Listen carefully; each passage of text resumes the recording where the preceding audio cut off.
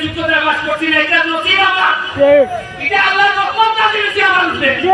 দেখেন যে নসিব মহামতি, এরা কেউ আমার বাস করতে দিল না, যদি আপনারা আমার দোয়া করেন। এখন রাস্তাঘাট যা আছে, মসজিদ যা আছে, 3 বছর সময় নিচ্ছি, 3 বছরের ভিতরে সব আটাই ছেড়ে দিন। আমি বলছি দুইটা কথা, হুজুরের সামনে বইয়া যেতেছি, তাহেরি হুজুরের সামনে বইয়া যেতেছি, তাই তো সারা দেশে বাস করুন। বলছি যতদিনে বিয়াছি ধরে 5 বছর, আমার বউ ছেলে মেয়ে আমি কোন ধরনের সম্পত্তির মালিক হতে পারতাম না। এমপিগিরি করবো আর টাকা দুইটা লাগব হইতো না। এমপিগিরি করবো আর আমেরিকা দুইটা বাড়ি হইব হইতো না। এমপিগিরি করবো আর এখানে দেখা যায় কয় নদীর মধ্যে বিরাট বড় বালুর ভাবনা হইতো না।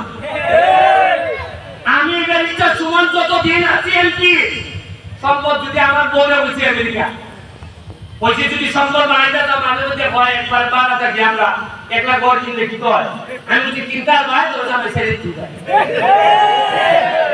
কারণ যেভাবে মানুষে আমার সম্মান দিছে, ইজাত সম্মানের পরে একটা মানুষের সম্পদের প্রতি তার লোভ থাকা উচিত না। আল্লাহ হাফিজ না এমন তো হাই ওই এক টুকরা হাই কোলেস্টেরলে ধরে দিছে সহ্য। আরে বয়স কম কিন্তু যে প্রেসার করছে কোলেস্টেরল লাইছে অলরেডি, কোনো সবাই খাবার না।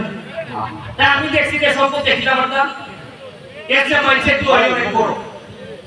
আমি আপনারা বলে দেই এর থেকে মুক্তির তুই যাও ভাই, ছেলে মেয়েদেরকে বলে কি নাইলে জানতোই না কেটাই কবে আমরা চোখেতেছি, জানছি না আমরা অতদিন ধরে।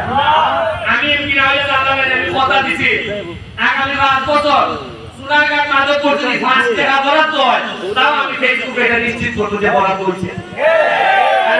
আমার কাছে জানতো না, কেমনে জানতো, টেকাইছে জানতো না।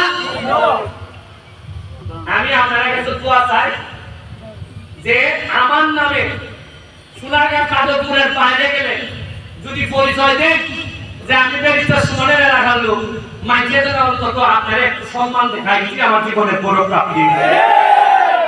অজ্ঞান যদি বলেন যে আমি সোনারঘাটের মাইকে যদি বইলে একটা বাচ্চা হয়ে যায়, আরে এর চেয়ে বড় বড় অর্জন একটা মানুষের জীবনে কি হইতে পারে না। তাই আমি আপনারা বলবো এবার আরো মজার কাহিনী আছে। এই যে মজার নির্বাচন আছে, এবার ভাবছি যে আছেন আমার সাথে, এরা তো তার হইতাছে রে, এবার সোনারঘাটের মানুষের যে জ্বালা হয়েছে, খানে যে বুট মারবো বোঝা হইতেছে।